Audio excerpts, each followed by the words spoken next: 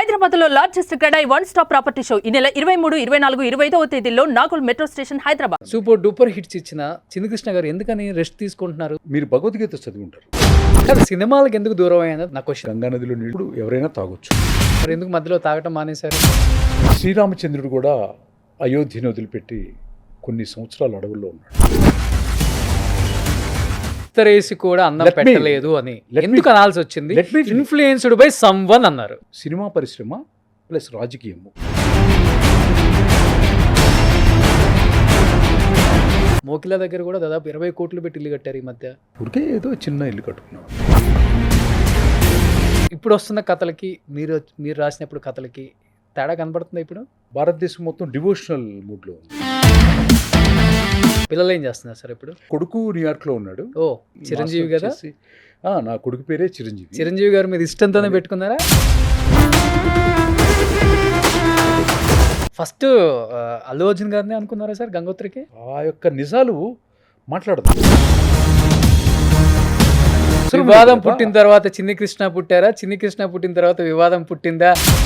ఏం చెప్తారు? Cinema industry నుంచి ఒక వ్యక్తి రాజకీయాల్లోకి వెళ్ళి ఈరోజు డిప్యూటీ సీఎం స్థాయికి వెళ్ళారు పవన్ కళ్యాణ్ గారు. పవన్ కళ్యాణ్ గారు ఆంధ్రప్రదేశ్కి ముఖ్యమంత్రిగా ప్రమాణ స్వీకారం చేస్తారు అన్న దాంట్లో కొణిదెల పవన్ కళ్యాణ్ అనే నేను ఇట్లాంటి అనుమానము, సందేహము ఎవరి హృదయాల్లో లేవు. వెంకటేష్ గారు, నాగార్జున గారు, చిరంజీవి గారు, అయితే వీళ్ళ ముగ్గురు కలిసి ఒక సినిమా చేయాలి. కథ రాశారు, ముగ్గురు హీరోస్కి నరేషన్ చేశారు, పట్టాలెక్కాలి.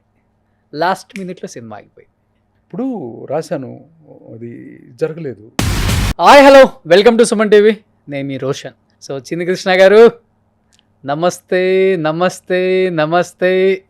నమస్తే రోషన్. ఎన్ని సినిమాలు తీసామన్నది అసలు ముఖ్యమే కాదు, ఎలాంటి సినిమాలు తీసామన్నది చాలా చాలా చాలా ఇంపార్టెంట్, ఎస్పెషల్లీ ఇండస్ట్రీలో. అది మీరు తీశారు. ఒక Narasimha Naidu, Narasimha, Padayappa super duper hit, and Indra, 3 super duper hits. అంతే. గంగోత్రి, బద్రీనాథ్ ఓకే. ఇంకా తర్వాత జీనియస్ లాస్ట్ మూవీ అనుకుంటా. లేదు, జీనియస్ నేను చేయలేదు. నేను బయటకు వచ్చి చెప్పాను కదా, బయటకు వచ్చేసాను. నచ్చకపోతే వచ్చేస్తాను. సూపర్ డూపర్ హిట్స్ ఇచ్చిన చిన్నకృష్ణ గారు ఎందుకని రెస్ట్ తీసుకుంటున్నారు? ఒకప్పుడు స్టార్ రైటర్, ఇప్పుడు అంటే ఏమని చెప్తారు అసలుకి? ఒకప్పుడు స్టార్ రైటర్, స్టార్లకు రాసిన వాళ్ళు స్టార్ రైటర్ అంటారు కదా. అదే అంటారు, కానీ అది ఊరికే కలుక్కెలుగా మాట్లాడతారు. కానీ స్టార్ రైటర్ గిరేటర్ ఏం లేదు.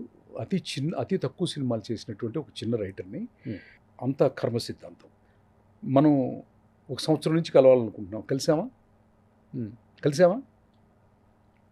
కర్మ సిద్ధాంతం అనమాట. అంతే. ఎప్పుడు ఎక్కడ ఎలా జరగాలో అలా జరుగుతుంది. కాదు, సినిమాలకు ఎందుకు దూరం అయ్యానది నా క్వశ్చన్. సినిమాకి దూరం అవటము, సినిమానే దూరం చేసిందా? అట్లా ఏం లేదు. సినిమా ఇప్పుడు నిత్య యవనంగా ప్రవహిస్తూనే ఉంటుందన్నమాట. ఎవరు ఎప్పుడు వచ్చి గంగా నదిలో నీళ్లు తాగితే అప్పుడు ఎవరైనా తాగొచ్చు. మరి పెద్ద అదేం దూరం కాలేదు. మరి ఎందుకు మధ్యలో తాగటం మానేశారు? నేను రాయటం మానలేదు, సినిమా రాయలేదు అంతే. కథలు రాయటం మానలేదు, కథలు రాయటం అసలు మానను కూడా. Till death everyday morning 4 o'clock కనుక మీరు మా ఇంటికి వస్తే, ఎవ్రీడే మార్నింగ్ వేరెవర్, నేను ఆఫ్రికాలో ఉంటాను, దుబాయ్లో ఉంటాను, ఎక్కడ ఉంటాను, ఎక్కువ మంత్లీ 10 days కాశీలో ఉంటాను ఇప్పటికి కూడా. ఎందుకంటే కాశీలో ఇల్లు కూడా కట్టుకుంటున్నాను. సో కాశీలోనే ఇల్లు కట్టుకుని సెటిల్ అవుదాం అనుకున్న నేను ఎక్కడున్నా ఈ భూమి మీద ఎర్లీ మార్నింగ్ 3:30కి లెగుస్తాను. 4 o'clock మా ఇంటికి కనుక వచ్చి చూస్తే నేను రాసుకుంటూనే ఉంటాను. ఎక్కడున్నా రాసుకుంటారు. ఓకే, సినిమాలు ఎందుకు చేయట్లేదు మరి? అదే సినిమా ఎన్ని ఉన్నాయి మీ దగ్గర? అసలు ఎన్ని స్క్రిప్ట్లు ఉంటాయి? మీరు ఇప్పుడు సినిమాకి మీకు దూరంగా ఎలా ఉండి చెప్పాలి? ఆల్మోస్ట్ ఒక 13-14 సంవత్సరాలు అయిపోయిందా? Almost more than exactly 12 years. 12 years అయిపోయింది. ఈ 12 yearsలో మీరే అన్నారు ఇప్పటికి ఎవ్రీడే మార్నింగ్ 4కి లేసి కథ రాసుకుంటానని. ఏమైపోయింది ఈ కథలన్నీ? అంటే వేరే వాళ్ళకి ఇస్తున్నారా, నా పేరు వేయద్దు అంటున్నారా, లేకపోతే అసలు మీరు సినిమాలు చేయట్లేదా? అదేం లేదు, కానీ ఒక అలవాటు ఉంది కదా. శ్రీరామచంద్రుడు కూడా అయోధ్యను వదిలిపెట్టి కొన్ని సంవత్సరాలు అడవుల్లో ఉన్నాడు.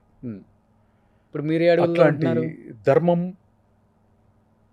అనికి రూపమే శ్రీరామచంద్రుడు. అట్లాంటి శ్రీరామచంద్రుడికే 12 సంవత్సరాలు అయోధ్యను వదిలిపెట్టి దూరంగా ఉన్నాడు. మళ్ళీ పట్టాభిషేకం అయిన తర్వాత ఆయన పరిపాలనని రామరాజ్యంగా పోల్చారు. That day will come Roshan.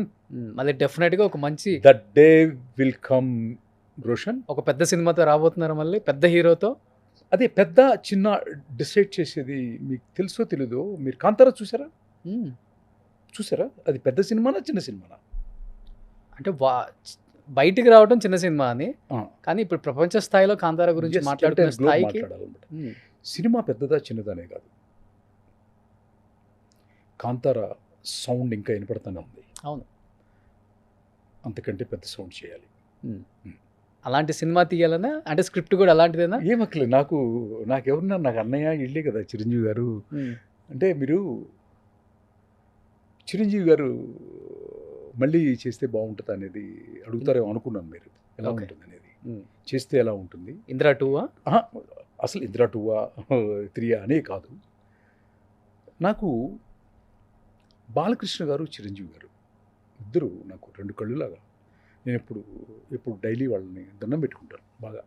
బాగా మనసులో ప్రే చేస్తాను నేను. నాకు ఇద్దరు చాలా చాలా బాగా పరిచయం. వాళ్ళిద్దరుతో నేను కలిసి పనిచేశాను. ఒకటి మాత్రం చెప్తాను రోషన్, కాంతారాలో హీరో ఎవరు? రిషబ్ శెట్టి. మనకి మీరు అంతకుముందు ఎప్పుడైనా చూసారా? చూశాను. అంతకుముందు ఎప్పుడైనా అతని సినిమా చూసారా? కాంతారా కంటే ముందు చూడలేదు. ఎంటైర్ ఆంధ్రప్రదేశ్లో దాదాపు సినిమా వాళ్ళు కూడా ఎవరు చూడలేదు. డైరెక్టర్ని చూడలేదు, మ్యూజిక్ డైరెక్టర్ని వినలేదు. మనము చూడని హీరో, మనము చూడని డైరెక్టరు, మనము వినని సంగీతం మన దగ్గరికి వచ్చి నార్త్ ఇండియా వెళ్ళి నార్త్ ఇండియాలో ఒక సెన్సేషన్ క్రియేట్ చేసి, ప్రపంచం మొత్తంలో సెన్సేషన్ క్రియేట్ చేసి దాదాపు 500 కోట్ల రూపాయలు కలెక్షన్ వచ్చింది. అవునా కదా? ఎందుకు వచ్చింది? కథ సోల్, ఆత్మతో కథని ఆవిష్కరించారు కాబట్టి వచ్చింది. మళ్ళీ చెప్తున్నాను, హీరో ఎవరో తెలియదు, డైరెక్టర్ ఎవరో తెలియదు, కానీ కథ మాట్లాడుతుంది, కథ సౌండ్ చేస్తుంది, కథ సెన్సేషన్ క్రియేట్ చేస్తుంది. కానీ మీరు అన్నట్లుగానే ఇప్పుడు మీరు అదే చిరంజీవి ఆ గారు హీరోని, ఆ డైరెక్టర్ని వాళ్ళ గురించి మాట్లాడుకుంటున్నాం, మాట్లాడుతున్నారు. కానీ రైటర్ గురించి మాట్లాడుకోవట్లేదు. చూడండి. ఎస్. ఇప్పుడు మళ్ళీ పాయింట్కి వస్తున్నాం. అట్లాంటిది మెగాస్టార్ చిరంజీవి గారే మళ్ళీ ఆత్మ ఉన్నటువంటి ఇంకొక కథలో చేస్తే, ఆత్మ ఉన్నటువంటి ఇంకో కథలో గనక వర్క్ చేస్తే,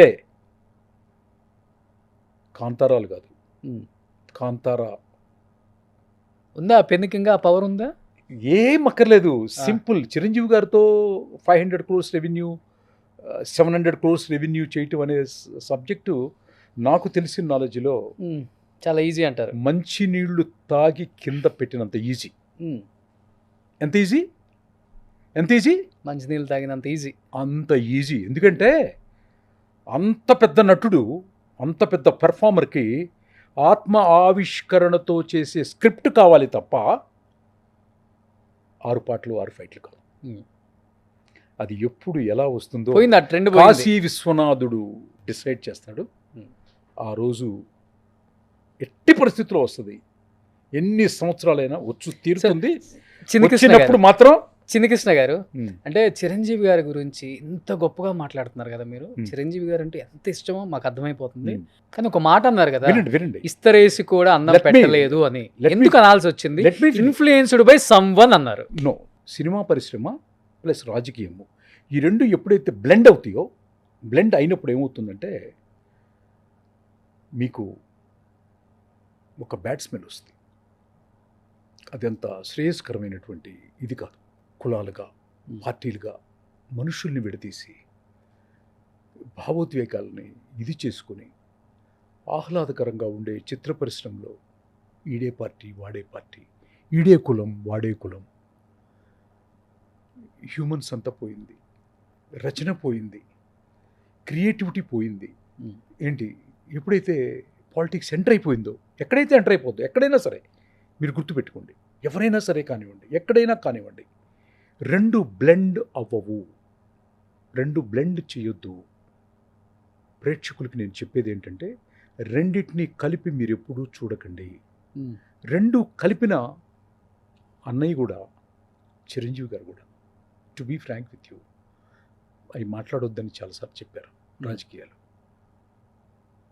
ఇంకా వద్దు అని కూడా చెప్పారు. ఇన్ఫ్లుయెన్స్డ్ బై సమ్ వన్ అంటే చిరంజీవి గారి మీద నెగిటివ్ కామెంట్ చేయమని నన్ను రుద్దారు అని ఒక మాట అన్నారు మీరు. అదే ఇన్ఫ్లుయెన్స్డ్ బై సమ్ వన్ ఎవరు అనేది కూడా నేను మంచి స్టేజ్లో మంచి రోజు చెప్తానంట. బట్ ఇది జరిగిన తర్వాతే కదా మీరు ఆయనకి పద్మ విభూషణ్ వచ్చినప్పుడు కూడా కలుస్తాను ఇంటికి వెళ్ళారు కదా, ఇంటికి వెళ్ళినప్పుడు కలిశారు కదా, కలిసినప్పుడు యాక్చువల్గా ఇది జరిగిన తర్వాత ఇంకొకళ్ళు అయితే ఎలవ్ చేయరు, కలవరు కూడా.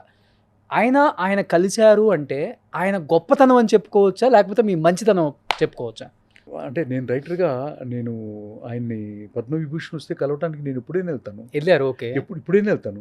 ఇప్పుడు మీ స్టూడియో నుంచి డైరెక్ట్గా వెళ్తాను. What is objection? ఏమి ఉండదు అసలు అక్కడ. బట్ అది జరిగిన తర్వాత అక్కడ అప్పుడే కదా, చిరంజీవి- అది జరిగిన తర్వాత ఫస్ట్ కలవటం అదే కదా అయింది. మీరు ఇంకా పెళ్ళిలో కలిశాను, అది పెళ్ళిలో కలిసి లేదు, పెళ్ళిలో కలిశాను. నా కూతురు పెళ్ళికి వచ్చారు ఆయన. ఇంటికి వెళ్ళటం వేరు. అది కాదు, అది వేరు. Political and don't mix the family life. Hmm. ఇప్పుడు I have my own family life, I have the relationship with the అన్నయ్య.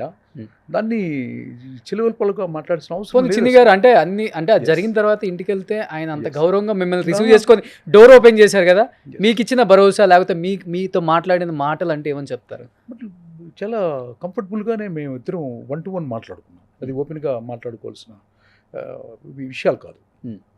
అంటే మీ సినిమా కెరీర్ గురించి మళ్ళీ వర్క్ చేద్దామని కూడా అన్నయ్య. సో నెక్స్ట్ ఎలాంటి స్టోరీలు రాస్తున్నావు, ఎలాంటి సినిమాలు తీస్తే బాగుంటుంది, ఇంకా ఎలాంటి కొత్త స్టోరీలు రాసావు, ఏమన్నా చెప్తే వింటారు, ఇలాంటివి ఉంటాయి కదా. సినిమా వ్యక్తుల మధ్య ఇంతకన్నా ఎక్కువైతే ఉండదు సంబంధం, ఇంకా అంతే కదా. నాకు పెద్ద నీ అంత నాలెడ్జ్ నాకు ఉండదు కదా రోషన్. నీకున్నంత ఎక్స్పీరియన్స్ నాకెంత ఉంటుంది? చిన్ని కృష్ణ గారు, నేను కాశీలో ఉంటున్న వాడిని, నువ్వు హైదరాబాద్ ఇప్పుడు గుడ్డులో ఉంటున్నావు కాబట్టి నీకున్న నాలెడ్జ్ నాకు ఖచ్చితంగా ఉండదు కదా. కాదు, ఇప్పుడు మీరు హైదరాబాద్లో ఉండట్లేదా? ఆల్మోస్ట్ ఆల్ కాశీలో ఉన్నాను ఎక్కువ. ఎందువల్ల? ఊరికే నాకు ఇష్టం కదా. అంటే కాశీకి నా చాలా Kashi is the second town. ఇల్లు కట్టేసుకున్నారు అక్కడ. కడుతున్నాను. బట్ అంటే చాలా తక్కువ సినిమాలు చేశారు, ఫైనాన్షియల్గా పీక్లోకి వెళ్ళిపోయారు, కోట్ల రూపాయలు సంపాదించారు చిన్నకృష్ణ గారు అనేది ఒక టాక్. అబద్ధం. ఆ? అబద్ధం.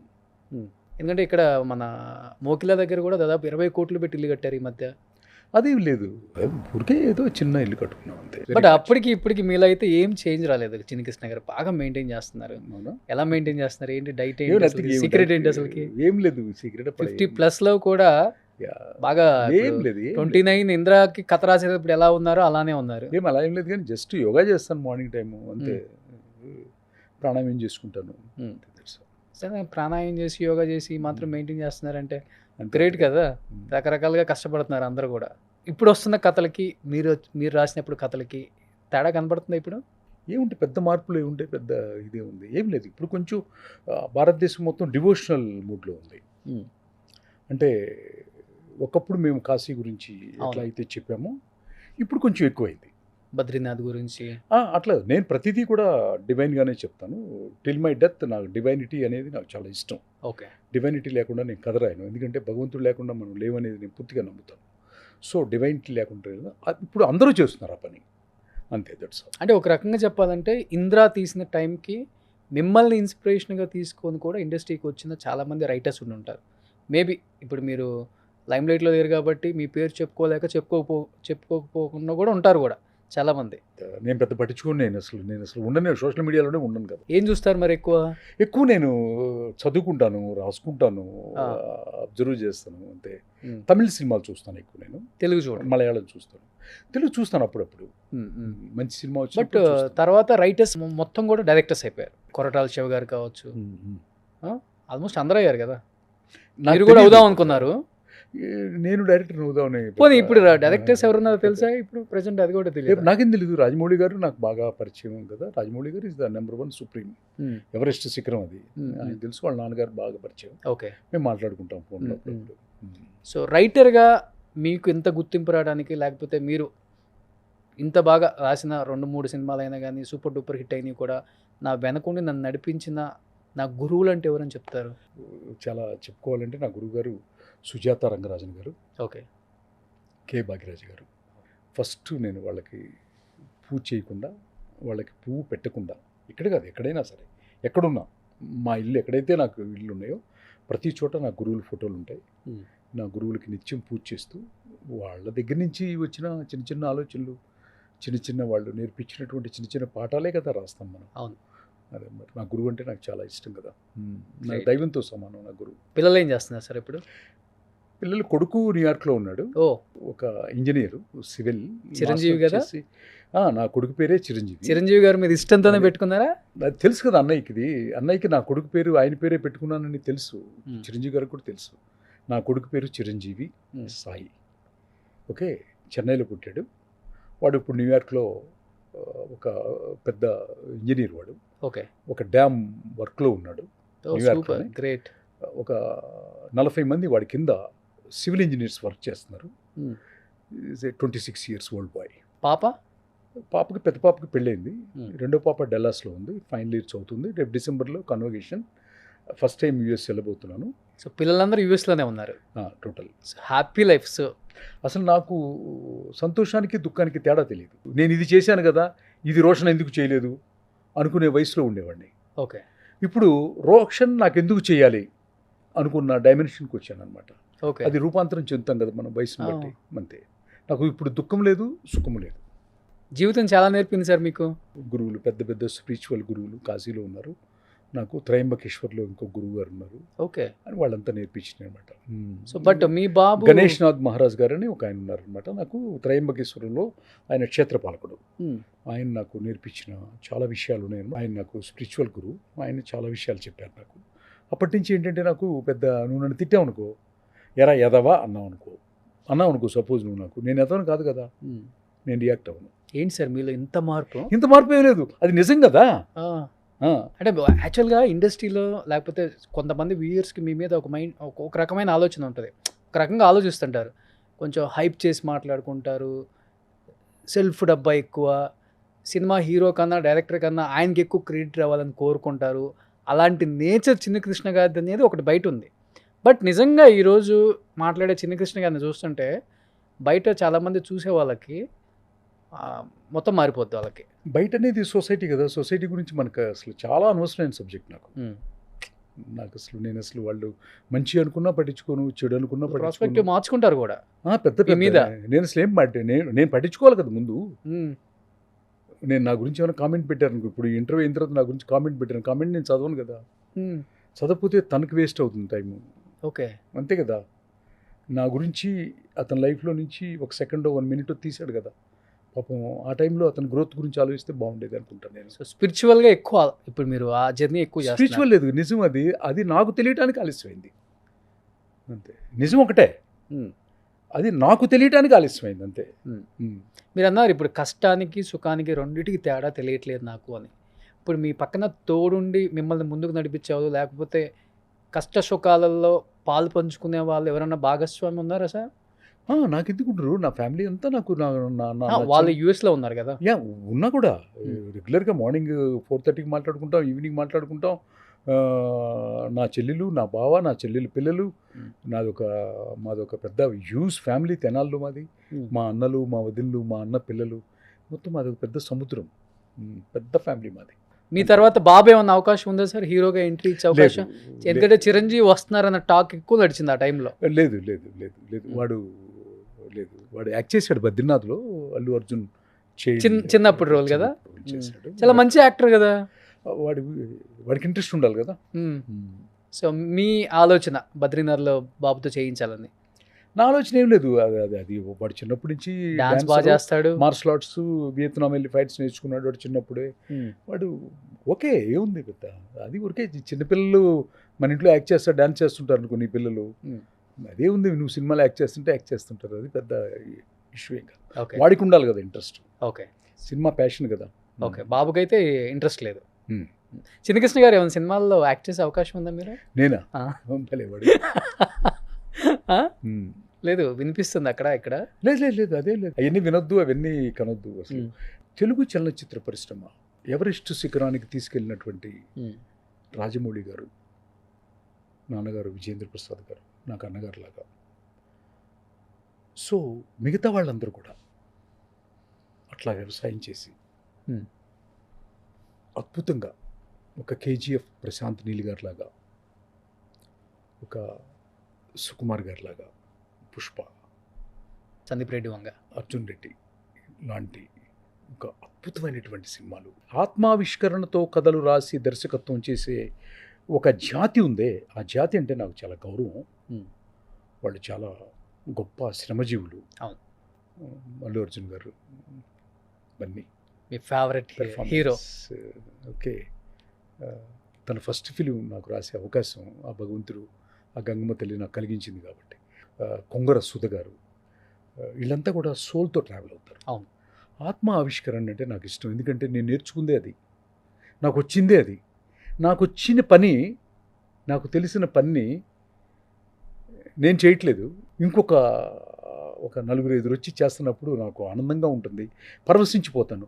అవి మాట్లాడుకుంటే మన చలనచిత్ర పరిశ్రమకు బాగుంటుంది. కానీ రోషన్ ఎప్పుడు కూడా మెచ్యూరిటీ లెవెల్ ఎప్పుడు కూడా ఈ ప్రకృతి మన ఇంటర్వ్యూని చూస్తూ ఉంటుంది కదా. డెఫినెట్గా చూస్తుంది.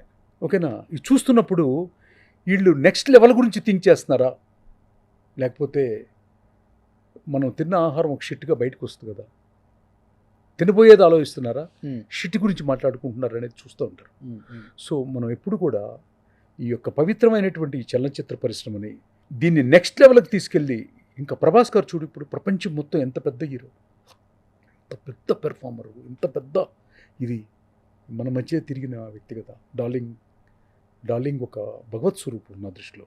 అట్లా నెక్స్ట్ లెవెల్కి తీసుకెళ్తున్న వ్యక్తుల్ని, నెక్స్ట్ లెవెల్ని తీసుకెళ్తున్న వ్యక్తుల్ని మనం ఎక్కువ మాట్లాడితే, ఈ ఇంటర్వ్యూ చూస్తున్నటువంటి ప్రతి కుర్రవాడు, ప్రతి సినిమాకు వచ్చే ప్రతి ఒక్కడు ఏంటి దాన్ని ఫాలో అయితే, రోషన్ ఏమి ప్రశ్నించాడు, ఏమి గొప్ప విషయాన్ని రాబట్టాడు, ఒక రచయిత దగ్గర నుంచి, ఒక ఆధార్ దగ్గర నుంచి ఎంత ఇన్పుట్ తీసుకున్నాడు అన్నది చాలా వాల్యూగా ఉంటుంది. ఇప్పుడు మీరు చెప్పారు కదా ఫస్ట్ సినిమా అన్నారు గంగోత్రి, ఇప్పటికీ మర్చిపోలేము ఆ సినిమాని. నిజంగా అలాంటి సినిమా హీరో అల్లు అర్జున్ని ఏమి హీరోరా అన్న వాళ్ళే హీరో అంటే ఇతనే కదా అనే స్థాయికి వచ్చేసారు. ఈరోజు pan India, pan world, international స్థాయికి వెళ్ళిపోయారు పుష్పతో. ఎలా అనిపిస్తుంది అక్కడి నుంచి ఇక్కడికి అల్లు అర్జున్ గారిని మీరు ఇలా చూశారు? నాకు గీతాడ్సు కానీ, అరవింద్ గారు కానీ, దత్తు గారు కానీ నాకు చాలా ఇది. గంగోత్రి రాసినప్పుడు కూడా నాకు బాగా రాఘవేంద్రరావు గారు, అన్నిటికంటే ముఖ్యంగా చెప్పుకోవాల్సింది కె రాఘవేంద్రరావు గారు. ఆయన పోర్ట్రేట్ చేసే విధానము, ఆయనకి కథ నచ్చి అసలు చెప్పగానే ఆయనకి ఎక్కే విధానము, ఆయన రచయితగా నన్ను చూసుకున్నటువంటి ఒక ఇది నభూతో నభవిష్యత్, నేను అసలు మర్చిపోలేను. ఓకే. రాఘవేంద్రరావు గారితో నాకు బాగా పనిచేయాలి అనిపించిన దర్శకుల్లో రాఘవేంద్రరావు గారు ఒకళ్ళు. ఓకే. ఇంకొకసారి చేయాలనిపిస్తుంది ఆయనతో. ఫస్ట్ అల్లు అర్జున్ గారిని అనుకున్నారా సార్ గంగోత్రికి? ఆయన కోసమే రాసింది. ఓకే. ఆయన కోసమే రాసింది. అది పెద్ద స్టోరీ, దాన్ని సపరేట్గా మాట్లాడదాం. అది ఒక ఎపిసోడ్, అది ఆ యొక్క నిజాలు మాట్లాడదాం. అది ఆ నిజాలు మాట్లాడటం వల్ల ఏమవుతుందంటే నెక్స్ట్ జనరేషన్కి ఉపయోగపడుతుంది రోషన్. అవును. ఎప్పుడు కూడా ఉపయోగపడాలి. మన ఇద్దరు మాట్లాడుకుంటుంది ఉపయోగపడాలి కదా. అంటే మీరు తీసిన తక్కువ సినిమాలైనా కానీ చాలా మంచి స్టోరీస్ ఉన్నాయి మీ దగ్గర. అంటే ఆ సినిమాకి సంబంధించిన తెర వెనకబడ్డ కష్టాలు కావచ్చు, లేకపోతే తెర మీద చిత్రీకరించిన తర్వాత వచ్చిన సక్సెస్ కావచ్చు, చాలా ఉంది మీ దగ్గర అసలుకి చెప్పాలంటే.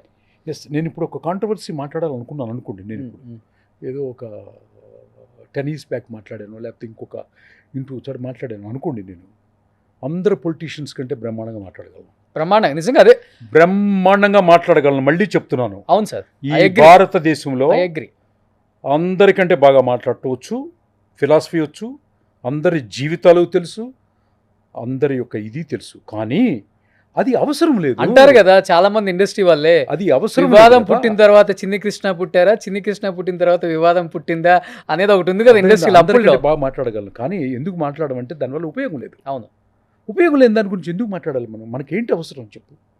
What is the help of the nature? అవును. ఈ నేచర్కి మనం ఏం చేస్తున్నాం? ఏం చెప్తారు? సినిమా ఇండస్ట్రీ నుంచి ఒక వ్యక్తి రాజకీయాల్లోకి వెళ్ళి ఈరోజు డిప్యూటీ సీఎం స్థాయికి వెళ్ళారు పవన్ కళ్యాణ్ గారు. మీ మాటల్లో ఏం చెప్తారు ఆయన గురించి? నేను ఆల్రెడీ ఇంతకుముందు ఒక 10 years బ్యాక్ ఒక ఇంటర్వ్యూ ఇచ్చాను. నేను బంజారాహిల్స్లో ఉన్నప్పుడు 10 సంవత్సరాల క్రితం నేనేం ప్రెడిక్ట్ చేశాను సార్ గురించి. పవన్ కళ్యాణ్ గారు, ఆయన గురించి నేను ఒక్క సెంటెన్స్ మాత్రం అప్పుడు చెప్పాను, ఇప్పుడు చెప్తున్నాను, ఎప్పుడు చెప్తున్నాను. అప్పుడు నరేంద్ర మోడీ గారు గుజరాత్ ముఖ్యమంత్రిగా తెలుసు, కానీ ఇంత ఎలివేషన్లో లేరు ఆయన. అప్పుడే ఈ రాష్ట్ర రాజకీయాలనే కాదు, దేశ రాజకీయాలను కూడా ప్రభావితం చేసే ఒక పెద్ద నాయకుడు అవుతాడు. అని 15 years బ్యాక్ నేను ఇంటర్వ్యూలో చెప్పాను. Hmm. అది రాజకీయ కోణం, అది రాజకీయ కోణం అది. పవన్ గారి గురించి అవును, Hmm. చెప్పాను, మళ్ళీ చెప్తున్నాను. రాష్ట్ర రాజకీయాలనే కాదు, భారతదేశ రాజకీయాలనే ఆయన శాసిస్తారంటలేదు.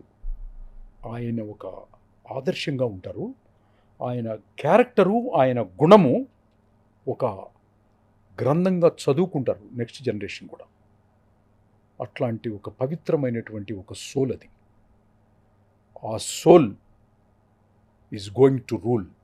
That's all. 200% మీరు చెప్పింది అదే అయింది సార్. ఎస్, మోడీ గారు అన్నారు కదా, పవన్ అంటే పేరు కాదు, ఒక మెరుపు, మెరుపు కదండి, తుఫాన్. తుఫాన్. ఎస్, అంతే. మీరు అప్పుడు చెప్పింది నిజమైంది. 15 సంవత్సరాల క్రితమే నేను చెప్పాను అనమాట. సో కాకపోతే ఏంటంటే కొంచెం ఆలస్యం ఉండడానికి కారణాలు అనేకమైన ఉండొచ్చు. కానీ ఇప్పుడు డిప్యూటీ ముఖ్యమంత్రిగా ఉన్నారు ఆయన. నేను అప్పుడే చెప్పాను ఆంధ్రప్రదేశ్ ముఖ్యమంత్రి అవుతారు. ఓకే, దాంట్లో నెక్స్ట్ దాంట్లో అసలు డౌటే ఉంది. అసలు పవన్ కళ్యాణ్ గారు ఆంధ్రప్రదేశ్కి ముఖ్యమంత్రిగా ప్రమాణ స్వీకారం చేస్తారు అన్న దాంట్లో కమింగ్ డేస్లో అత్యద్భుతమైనటువంటి ఈ రాష్ట్రంలో ఒక శ్రీరామచంద్రుడి రామరాజ్యాన్ని ఆవిష్కరించబడుతుంది అనే దాంట్లో ఎట్లాంటి అనుమానము, సందేహము ఎవరి హృదయాల్లో లేవు. నా హృదయంలో కాదు, ఎవరి హృదయాల్లో లేవు. అంతే కదా. కానీ నాలాగా మాట్లాడకపోవచ్చు. 10 years బ్యాక్ అసలు గెలవడే అన్నారు, Yes. ఆయనే గెలవడు Of అన్నారు. course. Yes. అది- 2 అది- చోట్ల ఓడిపోయారు అవన్నీ మనం అన్నారు. మాట్లాడుకోవచ్చు. ఈరోజు డిప్యూటీ సీఎం అయ్యారు. అవన్నీ స్టెప్స్ అండి. అవన్నీ రామచంద్రుడి గురించి చెప్పాను కదా రోషన్, శ్రీరామచంద్రుడి గురించి చెప్పాను కదండి మీకు. అవన్నీ కష్టాలే, అవన్నీ ఫౌండేషన్స్ ఎవరికైనా. సో నువ్వు పడలేదు కష్టాలు డెఫినెట్గా సార్. మరి, అంతే. సో చాలా కష్టాలు పడితేనే ఇంత దూరం వచ్చి ఉంటారు కదా ఎవరైనా కానీ. అంతే కదా. అంటే మీ దగ్గర నుంచి చూశారు కాబట్టి ఆయన కష్టాన్ని ఇంకా మాకన్నా మీకు బాగా నేనే- తెలుసు, నేను చెప్పగలరు. అసలు అక్కడ కష్టాలే చూడలేదు. ఆయనే ఉంది, ఆ అన్నయ్య గారికి తమ్ముడు, ఎస్, అన్నయ్య గారు చిరంజీవి తమ్ముడు. గారికి ఓకే. తమ్ముడు. అంటే ఎలాంటి అది పవన్ కాదు కానీ కళ్యాణ్ ఆయన- గారిని చూశారు మీరు? ఆయన సోల్ వేరు. Yes. ఆయన సోల్ అనేది it is entirely different. Great అది. చాలా గొప్ప సోల్, అంతే, గొప్ప సోల్. సార్ నేను అడుగుదాం అనుకున్నాను, ఫస్ట్లోనే మర్చిపోయాను. ఒక మంచి అవకాశం, 3 స్టార్ హీరోల్ని ఒక్క సినిమాలో చూపించగల కథ రాయడానికి వచ్చిన అవకాశం మీకు. వెంకటేష్ గారు, Nagarjuna garu, Chiranjeevi garu. I think if I'm correct. Yes, వీళ్ళ 3 కలిసి ఒక సినిమా చేయాలి. కథ రాశారు, 3 హీరోస్కి నరేషన్ చేశారు, పట్టాలెక్కాలి. లాస్ట్ మినిట్లో సినిమా ఆగిపోయింది. ఇప్పుడు రాశాను, అది జరగలేదు. అన్నీ టైటిల్ జరగాలి, అనుకున్నారా? అన్నీ అనుకున్నాం. ఓ, త్రివేణి సంగమం, త్రివేణి సంగమం. 3 నదులు కలుస్తాయి కదా, ఓకే. అట్లా 3 హీరోలు Hmm. కలిసి Hmm. అట్లా అని అనుకున్నాం. మంచి కథ అది. ఓకే. మంచి కథ జరగలేదు. అది ఎందుకు జరగలేదు అనేది నేచర్కి తెలుస్తుంది, మనకు తెలియదు. కథ రెడీగా ఉందా? అది ఎప్పుడో ఫినిష్ అయింది. ఇప్పుడు కనెక్ట్ అవుతుందా ఆడియన్స్కి? ఏమున్నాయి పెద్ద ఎందుకంటే ఇప్పుడు ఆడియన్స్ అప్పుడు ఆడియన్స్ అలా ఉండరు. ఆడియన్ ఎప్పుడు ఆడియనే, అతన్ని ఎంగేజ్ చేయాలంతే. అదే నేను చాలా ఎంగేజ్ చేసే సత్తా మీకు ఉంది కదా. కాంతారా ఉంది. కాంతారా బ్యాక్డ్రాప్ ఏంటి? ఒక ట్రైబల్ బ్యాక్డ్రాప్, అవును. ఒక అడవి. అదేమన్నా తెలుగు ఆడియన్స్కి సంబంధం ఉందా? లేదు. సంబంధం ఉందా? లేదు కదా. వరాహ అవతారం ఏమైనా సంబంధం ఉందా మనకి? లేదు. దైవంగా భావిస్తారు. మన ఊళ్ళో ఎవరైనా దైవంగా భావిస్తామా? తెలియదు. లేదు. తెలియదు, ఒక కొత్త స్టోరీ కాబట్టి కనెక్ట్ అయ్యారు. వాళ్ళ సంస్కృతి తెలీదు, వాళ్ళు ఎవరు తెలియకుండా చూసాం కదా. మీరు ఎంగేజ్ చేయాలి ప్రేక్షకుడిని. మీరు ఎంగేజ్ చేయటం మాత్రమే మీకు సినిమా వాళ్ళకి విద్యుక్త ధర్మం. కమింగ్ డేస్లో ఉన్న ప్రతి జనరేషన్ 2.5 hours మీరు ఎంగేజ్ చేయాలి. ఓకే, అంతే. వాళ్ళని ఎంగేజ్ చేయాలి, ఆత్మతో చేయాలి. ఆ ఆత్మ ఆవిష్కరణ కాంతారాలో లాగా, పుష్పాలో లాగా, KGF 1 and 2లో లాగా, ఇంకా అర్జున్ రెడ్డి అండ్ యానిమల్లో లాగా, ఏంటి రాజమౌళి గారు చేసినటువంటి ప్రతి సినిమాలో లాగా, నేను చెప్పిన పేర్లన్నీ కుంగర సుధా గారు చేసే దీంట్లో లాగా ఆత్మని ఆవిష్కరణం చేసే కథలే రాయండి. వాటికి తిరుగుండదు, వాటికి మరణం ఉండదు, వాటికి సమయం ఉండదు. కాలము ఎక్స్పైర్ చేయలేదు దాన్ని. అవును. శంకరాభరణం, అవును. ఇట్లా ఇప్పుడు కొంచెం మార్పులు చేర్పులు చేస్తే త్రివేణి సంగమం ఇప్పుడు తెరకెక్కిస్తే నాకు పెద్ద సూపర్ డూపర్ హిట్ కొట్టొచ్చా? అది గుర్తులేదు. గుర్తులేదు. ఎక్కడ ఉండుంటది ఇంట్లో కథ. ఉంది, కథ ఉన్నది కానీ నాకు అంత బాగా ఎమోషన్స్ అన్నీ నాకు అవుట్లైన్గా గుర్తుంది కానీ టోటల్ లేయర్స్లో గుర్తులేదు. లేయర్స్లోకి వెళ్ళి రాస్తాం కదా, బాటమ్ ఆఫ్ ది లేయర్ రాస్తాం అనమాట. సోల్ ఎప్పుడు బాటమ్ ఆఫ్ ది లేయర్లో ఉంటుంది. First layer, second layer, third layer, 4 layers ఉంటాయి స్క్రిప్ట్లో. ఈ 4 లేయర్స్లో 4th లేయర్లో ఉంటుందన్నమాట చెప్పాలనుకున్న మ్యాటర్, అంతర్లీనంగా ప్రవహిస్తూ ఉంటుందన్నమాట. అవన్నీ సైంటిఫిక్ వర్డ్స్, అవన్నీ టెక్నికల్ వర్డ్స్. మీరే అన్నారు కదా 12 ఇయర్స్ అయిపోయింది నేను స్క్రీన్కి దూరంగా ఉండి అని. ఈ 12 ఇయర్స్లో జీవితాన్ని బాగా వడగట్టేశారు. అది బాగా మీ పాయింట్ ఆఫ్ వ్యూ. బాగా అది మీలో మార్పు కావచ్చు, లేకపోతే అది ఏంటో చెప్పలేము, ఏదో ఒక డివైన్ పవర్ అనుకోవచ్చు.